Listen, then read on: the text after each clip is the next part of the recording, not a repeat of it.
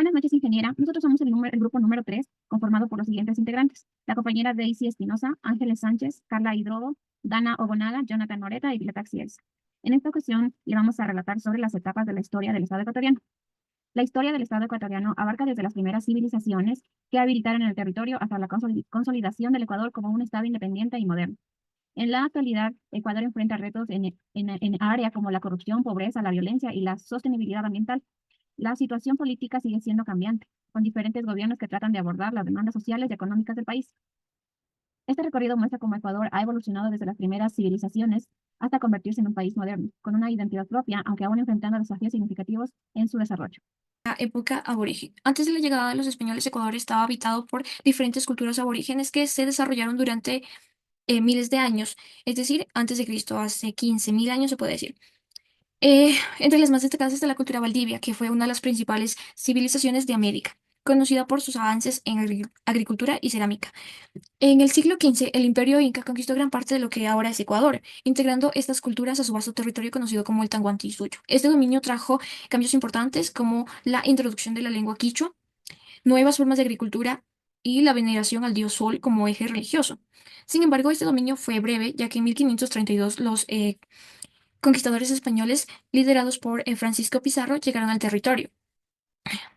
En ese entonces hubo una disputa entre los hermanos Atahualpa y Huáscar, que fue lo que debilitó la resistencia indígena, facilitando la conquista. En 1534, Sebastián de Benalcázar fundó Quito, estableciendo el control español en la región. Durante este periodo colonial, las comunidades aborígenes fueron sumamente sometidas a un sistema de encomiendas, donde trabajaron en condiciones de sobreexplotación en minas y haciendas, aunque su resistencia continuó a través de rebelaciones y prevención de costumbres. Ecuador, tras haber sido una colonia española durante siglos, comenzó su proceso de independencia a principios del siglo XIX, aunque el primer intento fue la Revolución Quiteña en 1809. Fue la batalla de Pichincha en 1822 la que realmente vendió la libertad del país bajo la dirección de Antonio José de Sucre. Después de esta victoria, Ecuador se unió a la Gran Colombia, pero las tensiones internas entre las diferentes regiones dificultaron esta unión. Finalmente, en 1830, Ecuador se separó y proclamó su independencia definitiva, fundando la República del Ecuador bajo el liderazgo de Juan José Flores.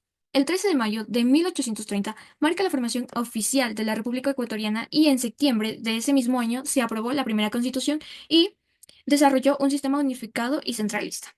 De los años republicanos, la consolidación del poder de Flores intentó instaurar un gobierno centralizado y establecer el orden republicano, pero enfrentó resistencia de las élites locales. Los conflictos internos, a pesar de su esfuerzo, su administración estuvo marcada por inestabilidad, incluyendo revueltas y conspiraciones. En la ley de la división territorial, Flores intentó organizar el territorio, pero las decisiones no siempre fueron bien recibidas por las regiones. La Revolución Marxista en 1845, su causa fue por el descontento con el régimen ecuatoriano de Flores y su intento de perpetuarse en el poder a través de la Carta de la Esclavitud en 1843. Su desenlace tuvo la Revolución Marxista, que marcó el fin del régimen de Flores y dio paso a un nuevo periodo conocido como la época marxista, que fue liderada por Vicente Rocafuerte y José Joaquín de Olmedo.